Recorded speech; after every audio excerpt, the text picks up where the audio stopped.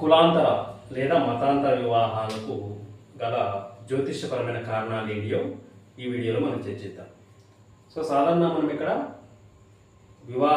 వివాహంలో సంప్రదాయ వివాహాలు ఉంటాయి, తర్వాత సంప్రదాయాన్ని దాటి చేసుకునే వివాహాలు లేదా వాటిని కులాంతర వివాహాలు, మతాంతర వివాహాలు లేదా దేశాంతర వివాహాలు అని కూడా చెప్పుకుంటాం. సో మరి ఈ విధంగా వాటిని ఇంటర్ క్యాస్ట్ మ్యారేజ్ అంటాం.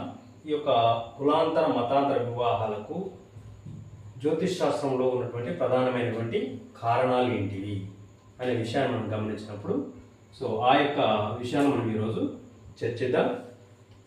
సో నా ఛానల్ అందరూ కూడా మనం గమనించినట్లయితే వివాహంలో మనకు విషయాన్ని గమనించినప్పుడు సప్తమ స్థానము, కుటుంబ స్థానము, లాభస్థానము, తర్వాత గురు శుక్ర గ్రహాలు, శుభగ్రహాలు ఇవి ప్రధానంగా సాధారణమైనటువంటి వివాహానికి సపోర్ట్ చేసేటువంటి గ్రహాలు. తర్వాత రెండవ house, 7th house, 11th house అనేది, తర్వాత 5th హౌస్, 9th హౌస్ ఇవన్నీ కూడా మనకు సపోర్ట్ చేసేటువంటి భావాలు సాంప్రదాయ వివాహానికి. మరి అదేవిధంగా ఇక్కడ సంప్రదాయాలకు విరుద్ధంగా జరిగేటువంటి వివాహాలు, కులాంతర మతాంతర వివాహాలు, విదేశీ సంబంధిత వివాహాలు మరి జరగడానికి జ్యోతిష్ శాస్త్రంలో ఉన్నటువంటి కారకాలు ఏంటి అన్నప్పుడు దానికి ప్రధానంగా మనం చూడాల్సినటువంటి గ్రహాలు ఏంటి అన్నప్పుడు రాహువు, కేతువు. రాహువు కులాంతర వివాహాలని, విదేశీ సంబంధితమైన వివాహాలని, దూర ప్రాంత సంబంధిత వివాహాలని రాహువు బాధ్యత వహిస్తే కేతువు మతాంతర వివాహాలకు బాధ్యత వహిస్తాడు. కాబట్టి కులాంతర మతాంతర వివాహాలకు మనం ప్రధానంగా వివాహం అన్నప్పుడు 7th హౌస్, 11th హౌస్ ఇవన్నీ కామనే. కాకపోతే ఇక్కడ గ్రహాలు మారుతాయి. అక్కడ మనం గురు, బుధ, శుక్ర గ్రహాలను తీసుకున్నాము, ఇక్కడ రాహు, కేతువును తీసుకుంటున్నాము. స్థానాలు అవే. కాబట్టి రాహువు, కేతువు ప్రధానంగా ఈ కులాంతర మతాంతర వివాహాలకు కారకమైనటువంటి గ్రహాలు. ఎందుకు వాళ్ళని తీసుకున్నాము మనం అంటే ఇక్కడ చూడండి, రాహు, కేతువు గ్రహాలు ఛాయాగ్రహాలు. అంటే అవి స్వతహాగా తమ ఫలితాన్ని కాకుండా ఏ స్థానంలో ఉన్నాయో, ఏ గ్రహాలతో ఉన్నాయో ఆ గ్రహ ఫలితాలను బట్టి వాటి యొక్క రిజల్ట్స్ మార్చుకుంటాయి జనరల్గా. అయితే ఇక్కడ మనము వివాహ విషయానికి వచ్చినప్పుడు ఇక్కడ ఈ యొక్క రాహుకేతు గ్రహాలు అనేవి సప్తమ స్థానంతో కానీ, సప్తమ స్థానమైనటువంటి గ్రహంతో కానీ, లేదా వివాహకారకుడైనటువంటి శుక్ర గ్రహంతో కానీ కలిసి ఉన్నప్పుడు అవి ఇచ్చే ఫలితాలు అనేవి కొంత స్పెసిఫిక్గా ఉంటాయి. అంటే గతంలో నేను చెప్పినట్టు ఏ స్థానంలో ఉంటుందో, ఏ గ్రహంతో కలిసి ఉంటుందో అనేటువంటి మోటోలో కాకుండా ఇవి ఆ స్థానాల్లో ఉన్నప్పుడు, ఎస్పెషల్ వివాహ సంబంధిత స్థానాలతో కనెక్షన్ అయినప్పుడు వాటి యొక్క ఫలితాలు అనేవి కొంత స్పెసిఫిక్గా వాటి యొక్క ఇండిపెండెంట్ రిజల్ట్స్ ఇస్తాయి. ఏ విధంగా అని మనం గమనించినప్పుడు సాధారణంగా రాహు అనే గ్రహం యొక్క స్వభావం ఎట్లా ఉంటుందంటే మెటీరియలిస్టిక్ ప్లానెట్. అంటే ఏది అవసరమో ఆ సందర్భానికి ఆ విధంగా ప్రవర్తించేటటువంటి గుణాన్ని ఇచ్చేటటువంటి గ్రహం రాహు గ్రహము. సందర్భానుసారంగా ఏది అవసరమో దాని తగ్గట్టు మనస్సుని, వ్యక్తిని తయారు చేసేటువంటి గ్రహం రాహువు. ఈ రాహువు ఏం చేస్తాడంటే సంప్రదాయాలని అతిక్రమించేటటువంటి స్వభావాన్ని కూడా ఇస్తాడు, బార్డర్స్ క్రాస్ చేస్తాడు. అదేవిధంగా శుక్రగ్రహం వివాహకారకుడు. ఓకేనా? సో మరి ఇక్కడ 7వ హౌస్ అనేది వివాహానికి సంబంధించినటువంటి భావము. ఇక్కడ ఈ యొక్క 7వ స్థానానికి వివాహకారకుడైనటువంటి శుక్రగ్రహానికి రాహువుతో కేతువుతో సంబంధం అనేది ఏర్పడ్డప్పుడు ఆ యొక్క జాతకులు కులాంతర మతాంతర వివాహాలని చేసుకుంటారు. సో ఇది ప్రధానమైనటువంటి భూమిక. ఏంటిదది? రాహు, కేతు గ్రహాలు శుక్రునితో సంబంధం కలిగి ఉండి ఆ సంబంధం 7th హౌస్కు ఉన్నట్లయితే అది కులాంతర మతాంతర వివాహం జరుపుకోవడానికి కావలసినటువంటి అవకాశాలను సృష్టిస్తుంది. అయితే ఇక్కడ రాహువు భిన్న సంస్కృతులను కూడా ఇండికేట్ చేస్తాడు. అదేవిధంగా విదేశీ సంస్కృతులను కూడా ఇండికేట్ చేసేది రాహు గ్రహమే.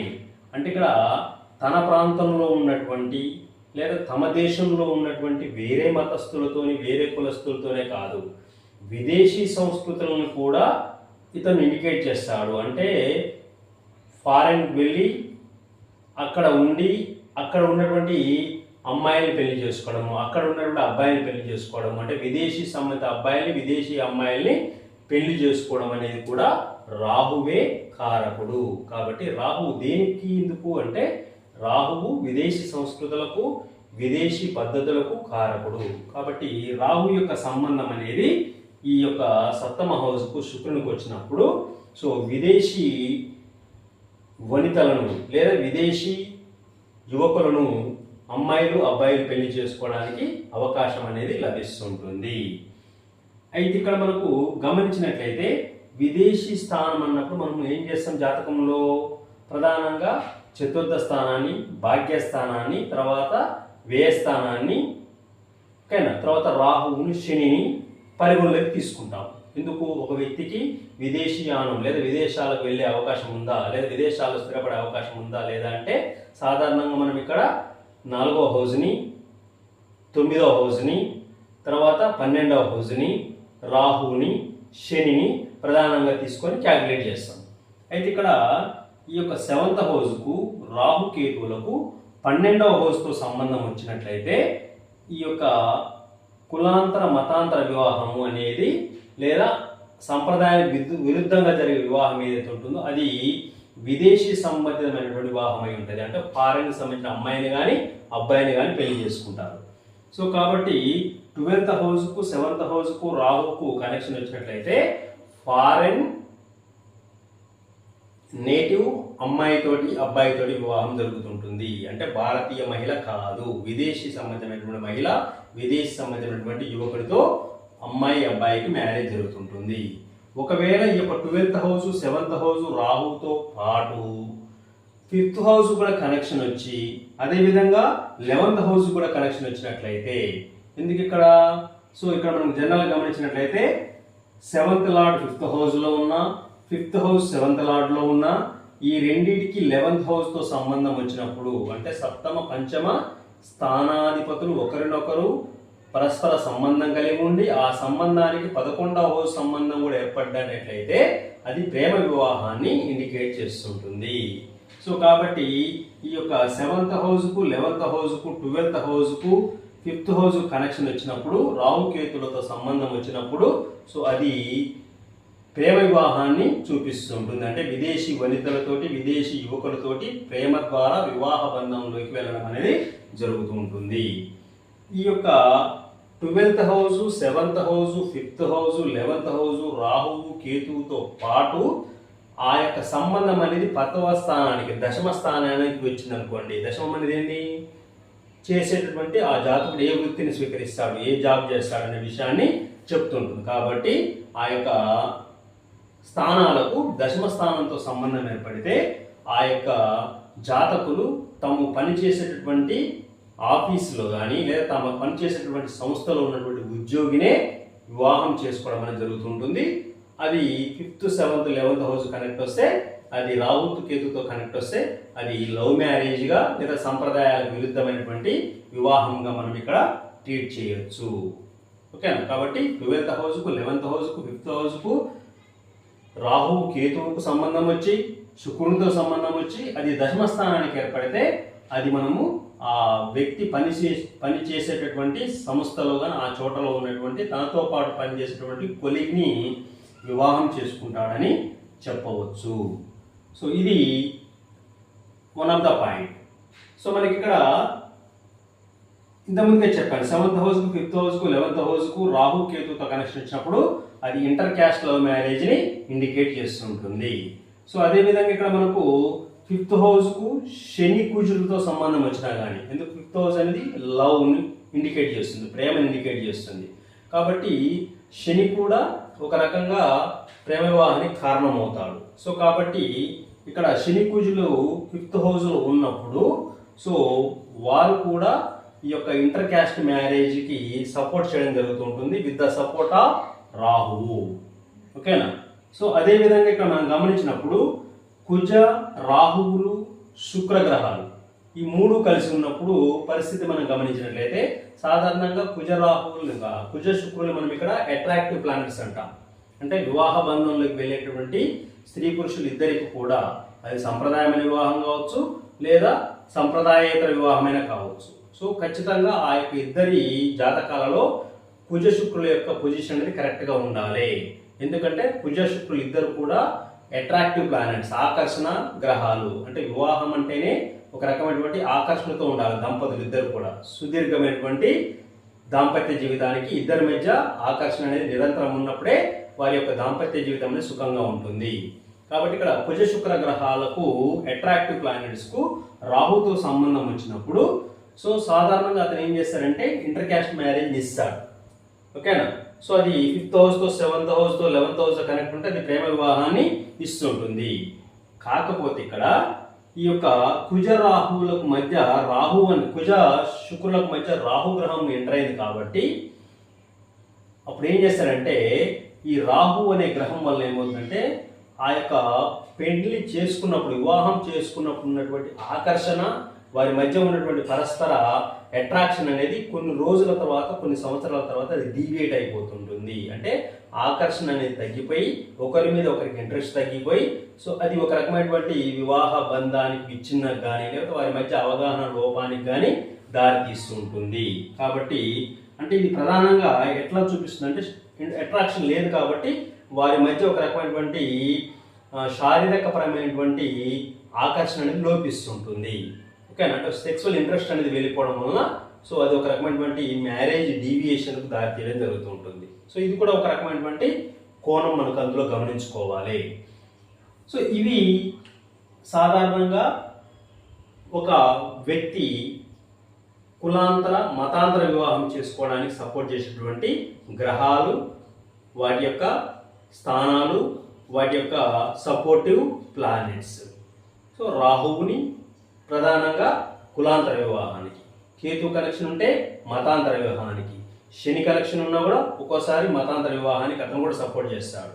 ఓకేనా? 12వ హౌస్తో కనెక్షన్ ఉంటే అది విదేశీ వనితని, విదేశీ అబ్బాయిని పెళ్లి చేసుకోవడము. ఓకేనా? సో ఈ రకమైనటువంటి యాంగిల్స్లో మనం ఇక్కడ కులాంతర మతాంతర వివాహాల్ని క్యాల్కులేట్ చేయొచ్చు.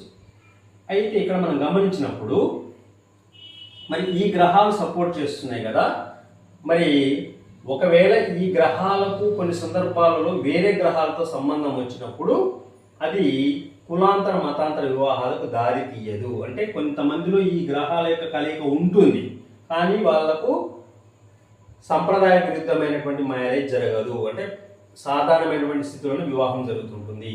మరి ఈ యొక్క ప్లానెటరీ పొజిషన్ మనకు జాతకంలో లోపడ్డప్పటికి కూడా ఎందుకు వారికి ఆ కులాంతర మతాంతర వివాహం కాలేదు, కొన్ని సందర్భాలు ప్రయత్నం చేయడం జరుగుతుంటుంది, అది సక్సెస్ కాకపోవడం జరుగుతుంటుంది. ఎందుకు కారణం అంటే దానికి ప్రధానంగా గురు శుక్రులు, రవిచంద్రులు, శని గ్రహం ప్రధానమైనటువంటి కారకాలు.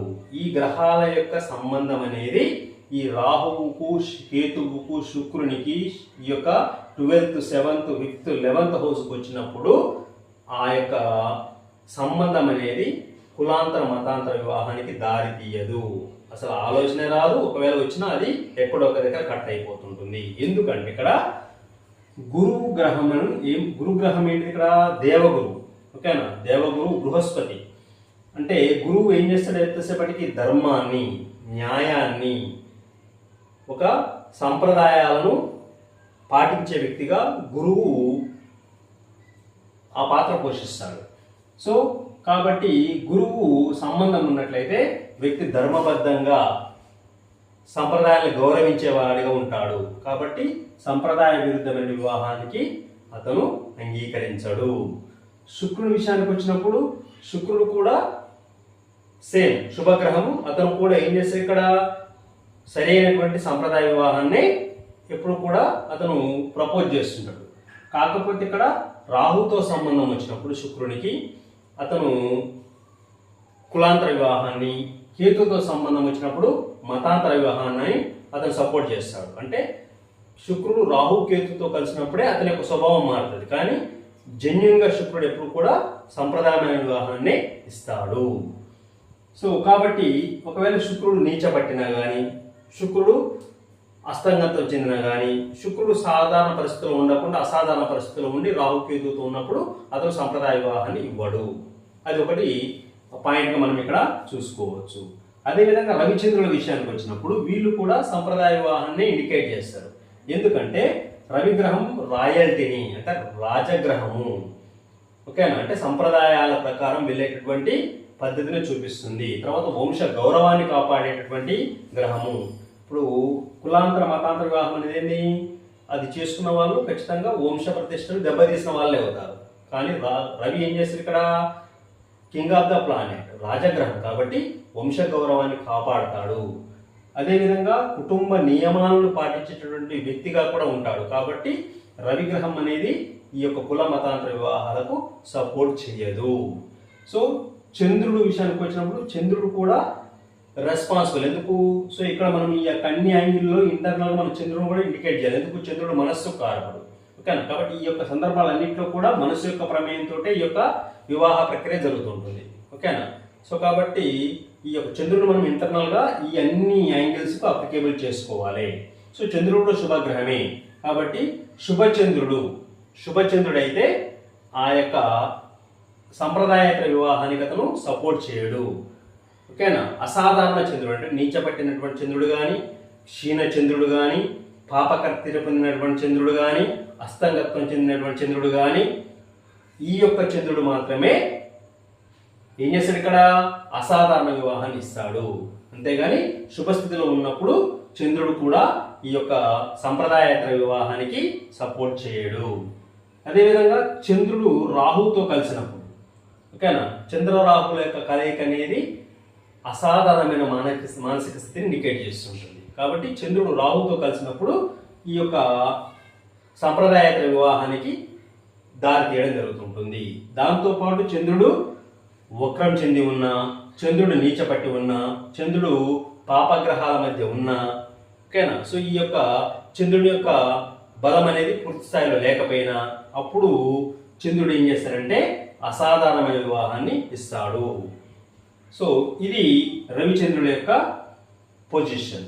మరి శని విషయానికి వచ్చినప్పుడు శని కూడా ఒక్కొక్క సందర్భంలో ఈ యొక్క కులాంతర మతాంతర వివాహాలని సంప్రదాయేతర వివాహాలని అతను కూడా యాక్సెప్ట్ చేయడు. ఎందుకు, శని అనే గ్రహము is the representation for the discipline, క్రమశిక్షణకు కారకుడు. కర్మకారకుడు అతనే, క్రమశిక్షణ కారకుడు అతనే. ఒక వ్యక్తి యొక్క జీవితంలో ఎంత క్రమశిక్షణగా అయితే ఉంటాడనేది మనం శనిగ్రహం యొక్క స్థితిని బట్టి చెప్పవచ్చు. శనిగ్రహం కేంద్ర కోణ స్థానాల్లో ఉంటే వ్యక్తి క్రమశిక్షణాయుతమైనటువంటి జీవనాన్ని కలిగి ఉంటాడు. శని నీచపట్టి ఉన్నా, శని పాపగ్రహాల మధ్య ఉన్నా, శని అస్తంగత్వం చెంది ఉన్నా, సో ఆ యొక్క వ్యక్తి యొక్క క్రమశిక్షణ జీవితం అనేది కొంతవరకు తక్కువగానే ఉంటుంది అని మనం చెప్పుకోవచ్చు. కాబట్టి the position of Saturn in the horoscope, we have to decide what is the disciplinary character of the person అని మనం చెప్పుకోవచ్చు. మరి ఇక్కడ శని యొక్క ఇండికేషన్ అనేది సప్తమ హౌస్ ఉన్నప్పుడు సో వివాహం అనేది సంప్రదాయ వివాహాన్ని చూపిస్తాడు. అంటే క్రమశిక్షణయుతమైనటువంటి వివాహాన్ని అతను ఇవ్వడం జరుగుతుంటుంది. అదేవిధంగా రూల్స్ అండ్ రెగ్యులేషన్ పాటించేటువంటి గ్రహం కూడా శనినే. కాబట్టి నియమాలను తప్పడు, నిబంధనల్ని దాటడు. అదేవిధంగా ఖచ్చితత్వాన్ని కూడా ఇస్తుంటాడు. సంప్రదాయాలు ఏవైతే చెప్పాయో ఆ సంప్రదాయాలకు అనుగుణంగా అతను ఏ యొక్క రకమైనటువంటి మతాన్ని, ఏ రకమైనటువంటి కులంలో ఉన్నాడో ఆ కుల సంప్రదాయాలని, ఆ మత సంప్రదాయాలని ఖచ్చితంగా పాటించేటటువంటి వ్యక్తిగా ఉంటాడు. కాబట్టి ఆ యొక్క మత కుల సంప్రదాయాలకు విరుద్ధంగా అతను వివాహానికి వెళ్ళాడు. కాబట్టి శని యొక్క కనెక్షన్ అనేది అది కూడా సంప్రదాయేతర వివాహాన్ని పక్కకు నెట్టుతుంది. అయితే శని నీచ పట్టినప్పుడు, శని ఎక్కడ, మేషంలో నీచ ఉంటాడు. కాబట్టి నీచ స్థితిలో ఉన్నటువంటి శని ఇప్పుడు ఈ క్యారెక్టర్కు వ్యతిరేకంగా వర్క్ చేస్తాడు. అంటే అతను కూడా నీచ పట్టినప్పుడు ఏం చేస్తాడు, కులాంతర మతాంతర వివాహాలకు సపోర్ట్ చేస్తాడు. ఓకేనా. సో ఈ విధంగా మనకు ఈ యొక్క గ్రహాలు అనేవి, ఈ స్థానాలు అనేవి కులాంతర మతాంతర విదేశీ సంబంధిత వివాహాలని ఇండికేట్ చేస్తే గురు శుక్ర రవిచంద్ర శని గ్రహాలు అనేవి సాధ్యమైనంత వరకు అవి శుభస్థానంలో ఉన్నప్పుడు అవి సంప్రదాయ వివాహాన్ని మాత్రమే ఇండికేట్ చేస్తే తప్ప అవి అబ్నార్మల్ వివాహాన్ని, సంప్రదాయేతర వివాహాలని అవి సపోర్ట్ చేయవు.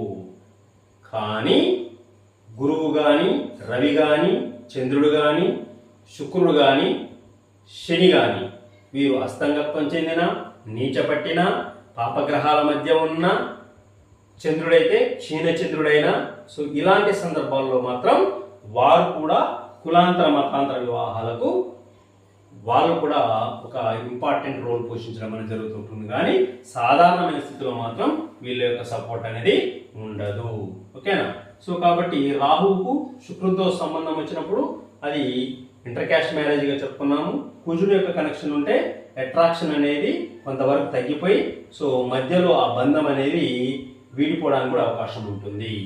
సో అంటే ఫైనల్గా మనకి ఇక్కడ కంక్లూజన్ మనం ఏం చెప్పుకోవచ్చు అంటే సప్తమ స్థానం అనేది వివాహ స్థానము కాబట్టి సప్తమ స్థానానికి లేదా సప్తమ భావాధిపతికి రాహుకేతులతో సంబంధం లేదా డైరెక్ట్గా కాకుండా ఒక్కోసారి ఇండైరెక్ట్గా ఉంటుంది. అంటే సప్తమ భావాధిపతికి డైరెక్ట్గా ఉండకుండా సప్తమ భావాధిపతి ఏ నక్షత్రంలో ఉన్నాడో ఆ రాష్ట్రాధిపతి యొక్క నక్షత్రాధిపతి యొక్క గ్రహంతో కూడా రాహుకేతులు కలిసినప్పుడు ఇదే ఫలితాలను మనం ఇక్కడ ఊహించుకోవచ్చు. అదేవిధంగా 5వ 7వ భావ సంబంధము తర్వాత చంద్రుడు జాతకంలో వీక్గా ఉన్నప్పుడు వీక్గా ఉన్న చంద్రుడు ఏం చేస్తాడు?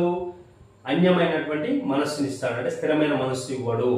ఓకేనా? కాబట్టి ఇలాంటి సందర్భాల్లో కొన్ని సందర్భాల్లో తొందరపడి కూడా వివాహాన్ని చేసుకోవడము అంటే సంప్రదాయాలని దాటి తొందరపడి ఓకేనా ఫాస్ట్ డెసిషన్ తీసుకొని వేరొక రకమైనటువంటి విధానంలో వివాహానికి చంద్రుడు కూడా అంటే క్షీణచంద్రుడు కావచ్చు లేకపోతే నీచ చంద్రుడు కావచ్చు. సో ఏదైనా కూడా అతను బలహీనమైన చంద్రుడుగా పరిగణిస్తాము.